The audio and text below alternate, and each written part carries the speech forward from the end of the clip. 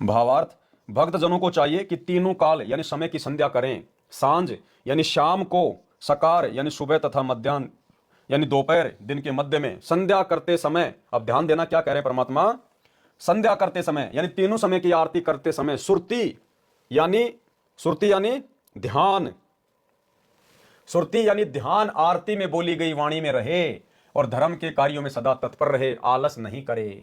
क्या कह रहे परमात्मा, जब तीनों समय की संध्या करें, तीनों समय की आरती करें, तो भगत का ध्यान, उसकी सुरती कहां होनी चाहिए, वाणी में।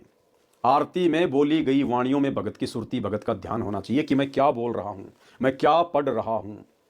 या जो भाई बहन नेत्रहीन हैं, अनपढ़ हैं, बुजुर्ग हैं, और यदि वे गुरुदेव भगवान की ऑडियो वीडियो से आरती करते हैं उनकी आवाज में, तो उनको वाणियों पे ध्यान देना चाहिए कि गुरुदेव क्या कह रहे हैं, क्या आदेश दे रहे हैं।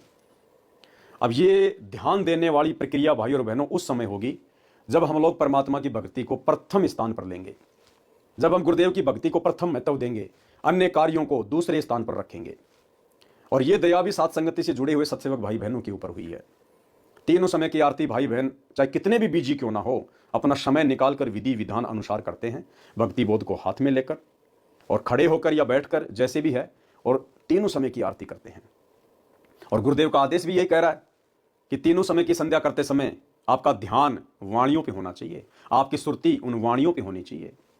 तो भाई और बहनों, ये चलते फिरते, खाते पीते, नहाते धोते, बाथरूम में बैठे बैठे, बच्चों को स्कूल छोड़ते छोड़ते, काम धंधे पर आते जाते समय जो मोबाइल में डाल के आरतियां करते हैं ना, इससे वाणियों पर आपका ध्यान कभी नहीं जाएगा, कभी भी।